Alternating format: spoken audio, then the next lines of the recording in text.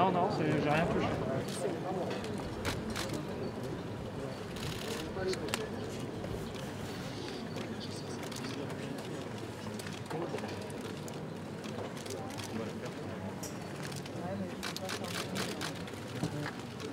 Vendredi 23 avril,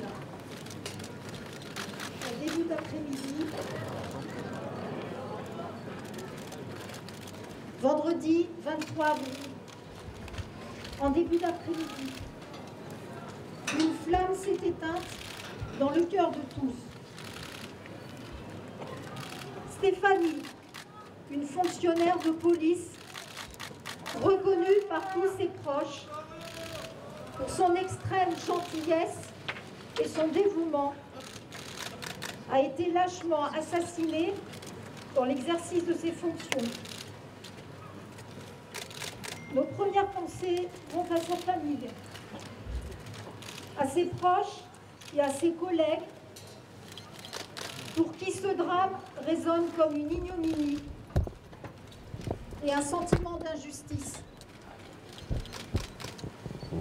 Parce qu'elle a consacré sa vie pour celle des autres.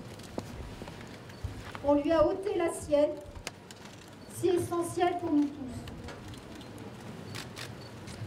La ville de Rambouillet a perdu une part d'elle-même. La nation a perdu une femme exceptionnelle. Cet attentat a frappé Rambouillet, comme il aurait pu se dérouler dans toute autre commune, parce que son but était d'atteindre les valeurs fondamentales de la République. Comme nous sommes unis et que nous le resterons, nous ne fléchirons pas devant une telle abomination. À vous, sa famille, ses proches et ses collègues, je veux vous dire que vous n'êtes pas seuls.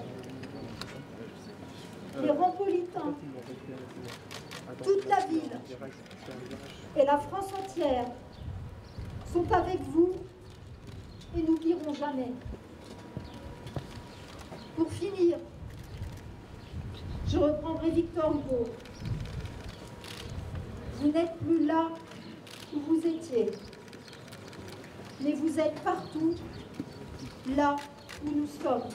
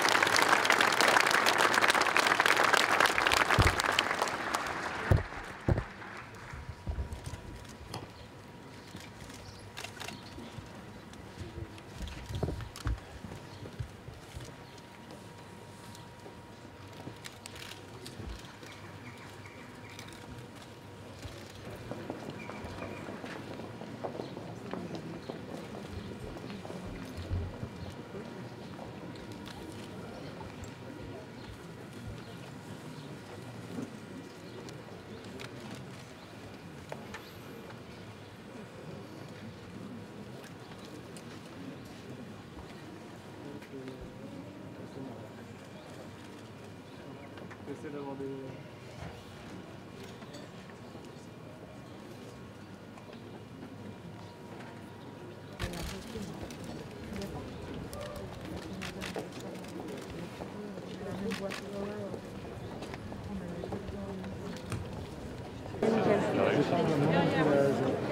Alors.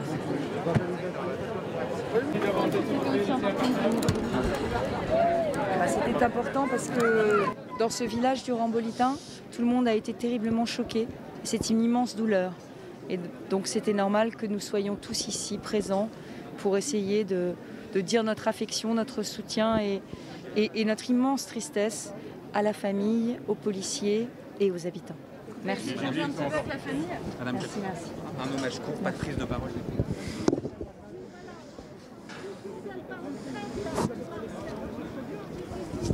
Un hommage sobre, c'est ce qu'elle a voulu, c'est ce que la famille a voulu. Et on doit faire selon ses volontés. Merci madame.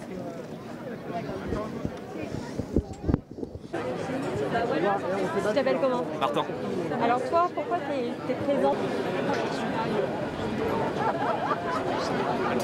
Pourquoi c'était important de rendre hommage et de venir à Rambouillet aujourd'hui ? C'était d'abord une priorité pour nous de rendre hommage à Stéphanie, qui est la 17e force de l'ordre décimée par des attentats terroristes depuis 2015. Et puis on avait vraiment envie que la population aujourd'hui, il y ait un sursaut, ce qu'on appelle le sursaut républicain, en tout cas que la population prenne conscience que quand sa police est attaquée, eh bien c'est la population qui est moins bien protégée. C'est ce qu'a voulu le terroriste en attaquant des policiers jusque dans leur commissariat. C'est aussi le signal à la population en leur disant, voyez, on est capable d'assassiner des policiers, donc vous, ce serait encore plus facile, entre guillemets.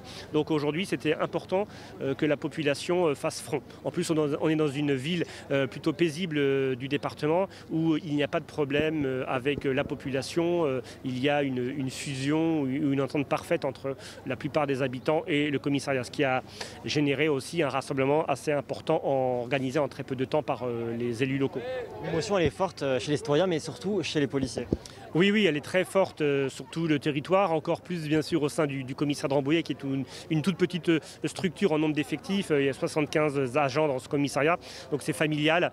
Et qui dit situation familiale, dit que tout le monde se connaît, tout le monde a l'habitude de travailler avec tout le monde. Et donc c'est vrai qu'il y a un vrai traumatisme, une vraie consternation, une incrédulité parfois. Et c'est vrai qu'aujourd'hui nos collègues sont très choqués. Comment vous expliquez que les forces de l'ordre soient autant ciblées? Qu'est-ce qu'on pourrait faire pour éviter ce genre de drame? Alors il y a beaucoup de débats en ce moment. Est-ce qu'on peut détecter en amont? Est-ce qu'il y a une fatalité à l'attentat terroriste? Si en effet il est difficile de détecter les auteurs, aujourd'hui il faut mettre le paquet sur la protection. On connaît les cibles, on sait qu'on va s'attaquer à des journalistes, on sait qu'on va s'attaquer à des forces de sécurité intérieure. Il faut protéger ces institutions-là, elles sont essentielles, et pour bien protéger la population, il faut déjà bien protéger sa police. Aujourd'hui, ça n'est pas le cas. Qu'est-ce qu'il faudrait faire? Qu'est-ce que vous demandez au ministre?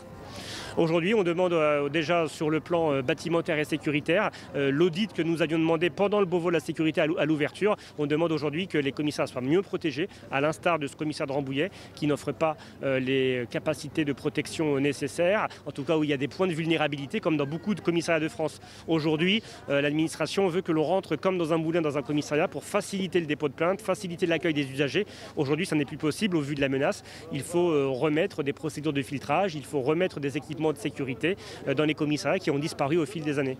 On parle beaucoup de la menace terroriste, mais il n'y a pas que ça. Encore il y a quelques jours, les policiers de Trappes, à quelques kilomètres d'ici, ont été visés par des tirs de mortier. C'est une menace permanente pour les policiers?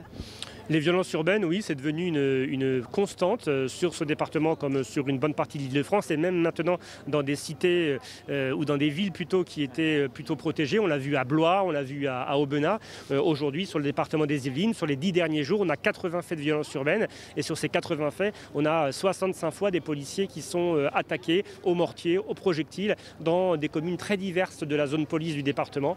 Et aujourd'hui, ces gens qui nous attaquent prennent de l'assurance parce que la présence policière n'est pas suffisamment forte en raison de la baisse des effectifs dans la police et sur ce département depuis maintenant 10 ans.